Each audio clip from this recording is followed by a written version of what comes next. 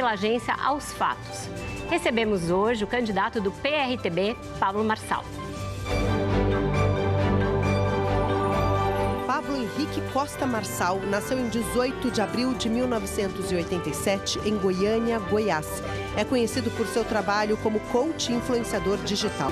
Para entrevistar o Pablo Marçal, a nossa bancada é composta por Amanda Aldi, repórter da Agência Pública, Bruno Ribeiro, repórter de política do jornal Metrópolis, Malu Gaspar, editor e colunista do jornal o Globo, Pedro Borges, diretor de redação do Alma Preta, e Pedro Canário, repórter do Núcleo de Investigações do UOL.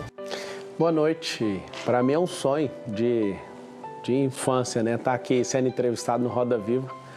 Eu lembro de uma entrevista do Ayrton Senna. Aqui, obrigado.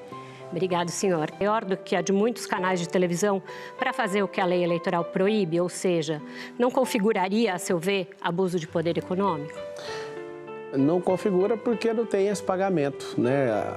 Eu nunca deixei de falar e propagar isso, só que dentro do período eleitoral, tanto de pré-campanha e campanha, não houve pagamento. E eu espero que as minhas redes voltem essa semana. Eu entendo que a justiça eleitoral, ela precisa de entender a economia da atenção, que é um jogo que está me trazendo até aqui. Eu estou em paz porque eu fiz uma promessa, Vera, na última eleição. Eu tive problema com isso em financiar minha própria campanha e usar, né, desse financiamento, que não foi nem R$1 de dinheiro público, e de novo, não estou usando dinheiro público. Isso me fez criar uma promessa de não envolver mais o meu dinheiro e nem de nenhuma empresa minha. Então, eu tenho uma paz absurda em relação a isso. Eu acredito que suspender o único meio de comunicação que a pessoa tem é uma censura prévia. Mas eles permitiram que o senhor abrisse outras, né? Mas permitir, se não fosse alguém tão conhecido como eu, a pessoa tinha perdido a eleição, né? Eu agradeço aos não sei quantos milhares de influenciadores que conhecem meu trabalho e que colocaram à disposição as redes deles. Inclusive, essas pessoas que não, dentro da pré-campanha e na campanha não tem nenhum tipo de financiamento, elas estão fazendo de forma voluntária, porque elas entendem o que eu estou passando, essa perseguição. Para você que está assistindo, essa questão de censura prévia está lá no artigo 5º da Constituição Federal, inciso 4. Por que ela é prévia? Porque não censuraram o conteúdo, falaram que essa censura era sobre monetização.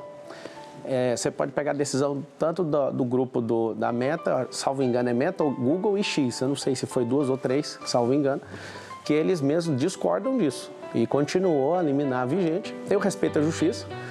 Tanto é que eu não fiquei chorando, eu fui atrás e pedi ajuda para as pessoas e criei um canal imediatamente. Esse canal, graças a Deus e essas pessoas, ele está maior do que de qualquer outro candidato. Estou muito satisfeito com isso. E foi um rebote muito ruim, porque foi onde a gente mais cresceu na pesquisa eleitoral. Eu vou passar já para os meus colegas. Numa entrevista a um canal do YouTube chamado Achismos TV, o senhor falou que criou esse campeonato de cortes e que quem tem mais visualizações, o senhor paga em dinheiro. Tem garotos ganhando 400, 600 mil reais por mês. Então, essa competição de 26 de junho a 7 de julho não teve remuneração em dinheiro? Esses 400 mil, você vai olhar, eu nunca paguei isso. Quem paga são as plataformas. Vou explicar como é que funciona. Inclusive, você que está assistindo, você pode aprender a usar no digital. Não é meu intuito na campanha, mas já que está trazendo esse assunto, é bom que todos os brasileiros saibam que realmente tem jovens ganhando muito dinheiro com isso. O TikTok, por exemplo, onde eu tenho 3,5 bilhões de marcações, pra você ter uma noção, não tem ninguém na história da política brasileira que tem isso, nem o Bolsonaro. Mesmo derrubando todas as minhas contas, inclusive eu entendo como uma censura prévia, porque derrubaram meu site. Meu site não tem monetização. Então, derrubar um site do candidato, que é um meio de alguém achar ele, tem alguma coisa errada.